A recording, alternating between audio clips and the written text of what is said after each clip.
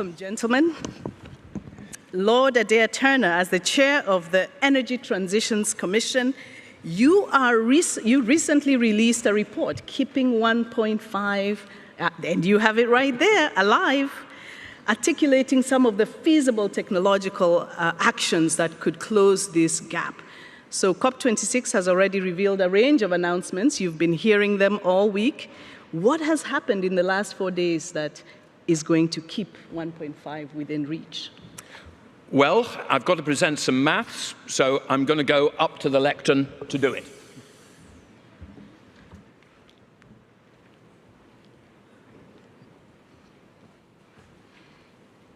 Thank you, Wanjira. After Wanjira's poetry, my job is the prose, or indeed the mathematics. Though I have to tell you that Nigel is a mathematician by training, and when I said I was going to say that, he said, but mathematics is beautiful. It's a poetry in itself.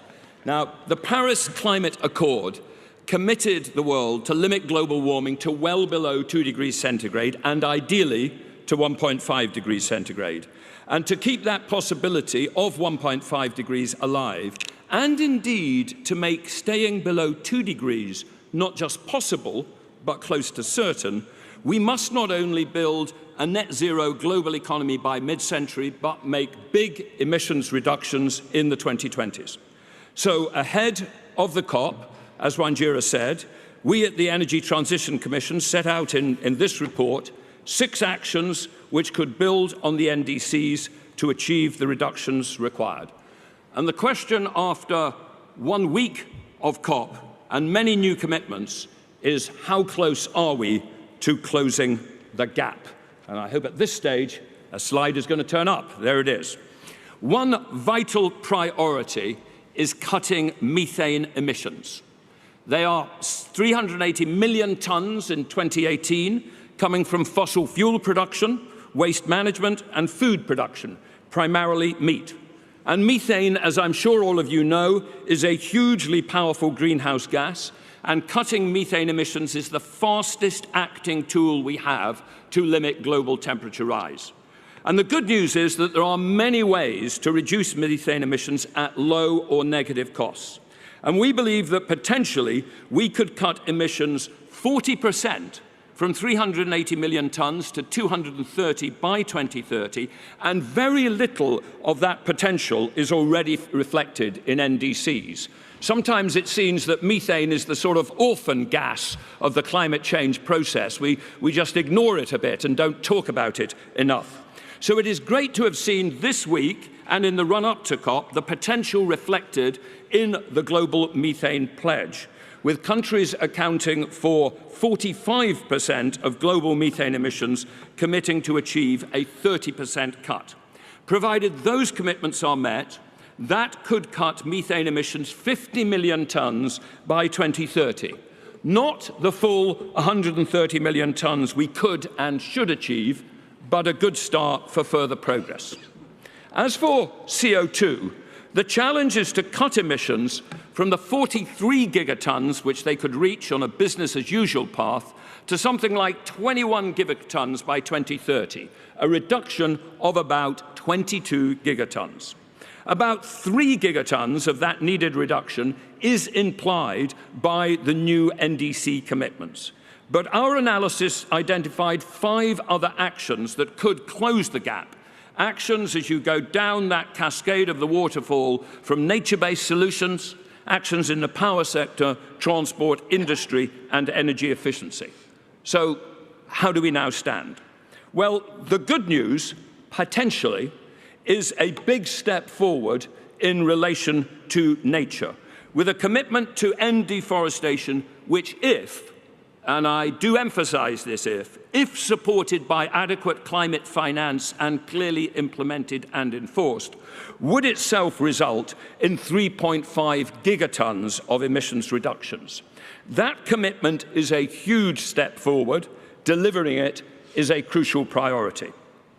As for the power sector, if we could agree to no new coal plants anywhere in the world from now on, and to begin the phase-out of older existing coal plants during the 2020s, That could save us as much as 3.5 gigatons by 2030.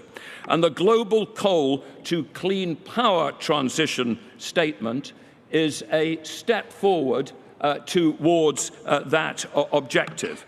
With coal-dependent countries from across the world, from Poland and Ukraine to Vietnam and Indonesia, making important new commitments. But with India and China not among the signatories, and with phase-out commitments focused on the 2030s and 40s, this in itself will only deliver 0.2 gigatons of the 3.5 gigatons potential by 2030. In addition, however, the country, company and financial sector commitments of the Powering Past Coal Alliance and the innovative South Africa finance deal, plus commitments to accelerate renewables investments, which will inevitably displace coal because it's uneconomic, could give us another 1 gigaton. Valuable, vital, but still much more to do. In industry and transport, many of the commitments will come next week, not this. But on road transport, country and auto manufacturer plans and commitments already made within the Race to Zero framework or outside make us pretty confident that road transport electrification is going to go much faster than most NDCs assume, likely delivering at least an additional 1.5 gigatons reductions. Let's add it all up. The NDCs and the sectoral commitments, add them together, and we look like we're on a path to about 9 gigatons out of the 22 gigaton reduction needed, with a potential for further important commitments next week. That's progress. But even with more progress next week on steel, aviation and shipping, we won't achieve here in Glasgow the full 22 gigatons we need. We won't be able to leave Glasgow saying, job done, mission accomplished. But we have new commitments made which can make a real difference and which must be delivered. And we have a springboard for the further progress needed over the next several years, sector by sector and country by country, reflected in improved NDCs. We must maintain the momentum of the first week. We must maximize progress over the next week, and we must leave Glasgow determined to do still more in the coming months and years. Thank you. Thank you, Lord Turner.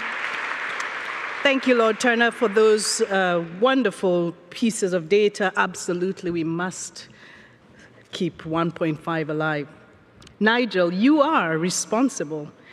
You have a mandate as a champion for the role of non-state actors across the world, businesses, hospitals, universities, cities, all of them. Looking ahead next week, what are you thinking about the critical role of non-state actors in the road ahead? What do you think the real economy has to add? Well, I mean, the first thing I would say is it feels like this is very much an implementation COP, a real economy COP. I think that having a theme every day has been very helpful for non-state actors to organise their presence and their commitments. I think we're also seeing evidence of what Gonzalo, Munoz, my fellow high-level champion, and I always talk about, the ambition loop, this feedback between parties and non-parties. We've seen quite a lot this week of party commitments and non-party commitments. And we know that they embolden each other, so that process happening. I think that shows evidence of the wisdom of the parties in embracing the role of non-state actors and the creation of the role that Gonzalo and I are honoured to hold, that it's working. I think, as Adair said, an awful lot, a long way to go. I think also we're seeing evidence of the way that systems change actually happens with all different actors starting to converge on the same. I'm also sensing that we are moving away from concentrating on the cost of action versus the cost of inaction to the huge developmental opportunity. Moody's just published a report today showing that the world's economy will be 25% bigger if we stay on a 1.5 degree track than if we stay on the track we're on at the moment. And of course, most of that economic growth will be in emerging and developing countries. So as Nick Stern says, it's the economic growth story. We've heard a lot about the evidence of transformation. We always talk about the way that industrial transformation happens exponentially. I hope that we're seeing the beginning signs of that. I think it's too early to declare victory of course, in many sectors. And I hope that all the businesses watching are starting to wish that they'd started a bit earlier, because a lot of people are going very, very fast. But just to come back to this idea of systems change, we simplify it by saying public policy and private sector. But of course, what we're seeing now is a real convergence on common goals, collectively, roughly halving by the end of the decade, getting to net zero by 2050, but also sector by sector. And that convergence is now from, yes, governments, but also private sector on the supply side and the demand side, the finance community, city leaders, and civil society, and involving young people, smallholder farmers, trades unions, all driving towards the same goals. And when every actor in a system drives towards the same goal, I think that's where we have the conditions for that exponential growth. So I'm cautiously optimistic that we're starting to see the conditions for really rapid transformation be put in place. Great, Nigel. Thank you for that. And the interesting thing you said about the cost of inaction, I think that is waking people up, looking at the cost of inaction. And I wonder, when you look into your crystal ball about week 2, Lord Turner, I'll start with you. What is your hope for next week? Well, Nigel's much more of an expert on the details of the choreography of this, but I think there are some sectors where we haven't yet focused in the first week, and they're very important sectors. Steel. We at the ETC, in combination with a thing called the Mission Possible Partnership, put out 2 weeks ago the Net Zero Steel Initiative report. And it said something which would really have surprised me 3 years ago. It was not only that steel could get to net zero by 2050, but that actually with enough regulatory support, carbon pricing support, it could reduce emissions 35% by 2030. And that's worth another gigaton. That's a chunky one. And what has happened in that sector is that technologies which we used to think would develop in the 2030s are suddenly developing today. Hydrogen. It's unfortunate I left my bag back there, because if I hadn't left it there, I could now bring out for you an ingot of net zero emission steel made in the SSAB plant in northern Sweden out of hydrogen direct reduction. People used to think that was a technology which we had another 10 or 15 years to develop, but it's there now already. So we are seeing in many sectors of the economy, and we're also seeing it in aviation and shipping, people bringing forward the dates at which we think we can get serious emission reductions and serious progress. And so I hope that those, as well as more on road transport electrification, where, look, the aim should be that we call a halt to the passenger internal combustion engine by 2035 at the latest. I sometimes say, I'm probably about to upset somebody now, the internal combustion engine is dead, we just haven't buried it. This is an old technology, and we're going to move beyond it, and the faster we get absolute clarity of the dates beyond which we're not going to sell new internal combustion engine passenger cars, the better. That's absolutely fantastic. And I think that's true, but I want to come back to you, Lord Turner, about why that message doesn't seem to be landing. Because it is true, the combustion ice is dead, but we still seem to have a much slower transition. It would be great to hear. But I want to turn to you, Nigel. What do you hope for? You talked about the all of society engaged. What do you hope for week 2?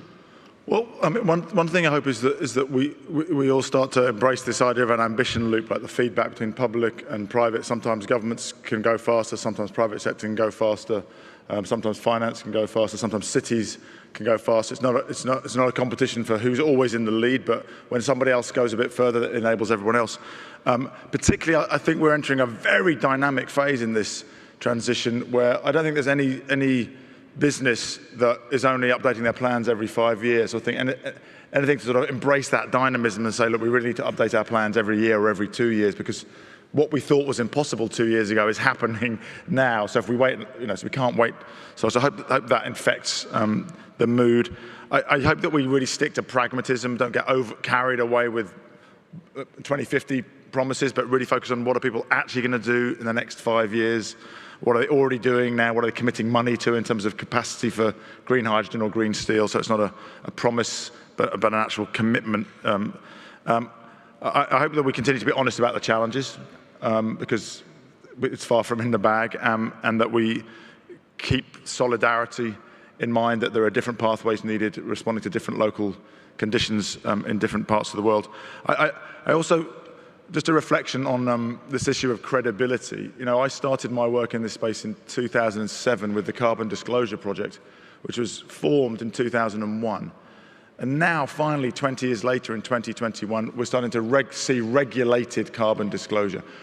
We can't afford 20 more years to regulate net zero plans and disclosure. So I really applaud the announcement from Rishi Sunak of mandatory disclosure of net zero transition plans from listed companies. You know, in the race to zero, we're very clear about the rigorous requirements of short-term plans, in a mitigation hierarchy which doesn't allow offsets to displace real reductions, the need for transparency. Really looking forward to working with the Secretary General on how we work to make sure that that all gets regulated within 5 years, and we don't leave it up to NGOs to police that for 20 years. We haven't got the time. Yeah. We absolutely don't have the time. We have a few more minutes to just, I would love to hear your thoughts, both of you, on what it will take for us to hasten. What do you say to those who feel like there are some delay tactics? The evidence is there, the data is clear. We still are not moving fast enough. What do we need to do different? Lord Adair. When I look back at the last 10 years, I think we lost a lot of the first 5. I don't think we were making nearly enough progress technologically. You still had developed countries back in 2013 or 14, the Netherlands, intending to build new coal-fired power stations. And it shouldn't have happened. I mean, we ought to have grabbed this thing earlier. I've got much more optimistic over the last 5 years because the technologies are roaring on. After Paris, this sort of Paris effect of a self-reinforcing loop between what companies have, what countries are committed to. I mean, I was the first chair of the UK Climate Change Committee in 2008. We were given an Act of Parliament in 2006, which was seen as ahead of the game then, which committed us to a 60% reduction by 2050. Our very first recommendation in 2008 was to increase that commitment to 80%, and we thought we were being bold. And it was only in 2019 that the UK legally said 0. So let's be aware, in terms of targets, we've come a long way. In terms of corporate targets, we've come a long way. In terms of the technologies which make those targets credible, we've come a long way. And we now just have to hit the accelerator as fast as possible during the 2020s. But it is doable. That's wonderful. We lost the first 5. That's crucial. Nigel, what do you think? The first thing I'd say is everybody brush up on your exponential maths. None of this stuff happens linearly. So, and don't accept anyone saying, oh, electric vehicles are only at 5%. The question is, if they were at 2% a year ago, then they more than doubled. And if they do that again, they'll go 10, 20, 40, 80, boom, it's all over. And that's the way always technology-driven industrial transformation has happened. So brush up on your exponential maths, call people out who've forgotten that and are still using silly linear extrapolations. Let's not use any scenarios which don't get us to the future we want as normative. So for example, a scenario which says, if we stick to all the policies we've got now, we fail. I mean, that's not really a scenario because no one's going to stop policy making, right? That's not feasible. So let's only use scenarios that actually get there. You know, we've tried to work with the high-level champions team in the Marrakesh Partnership to set these exponential goals for 2030, we call them the Race to Zero 2030 breakthrough goals, that based on that idea of exponential, and we see more and more momentum in that direction. The report from Systemic that just came out that says that sectors representing 90% of emissions could reach those tipping points by 2030. And so the final thing I say is, let's set those really ambitious targets and back our engineers and our ingenuity to solve them. You know, it's the old idea of the moonshot. If you set a target which is more than anyone knows how to do today, it unlocks the creative and innovative juices. And we need to set those challenging targets because we need to get there faster. We do need to get there faster. It's about all the time we have, but hit the accelerator. I take that with me, and we need those ambitious targets, but we need credible trajectories and pathways there. Thank you all very much. Thank you so much, Lord Adair. Thank you, Nigel. This concludes our panel, and I would like to welcome to the stage Gonzalo, Munoz,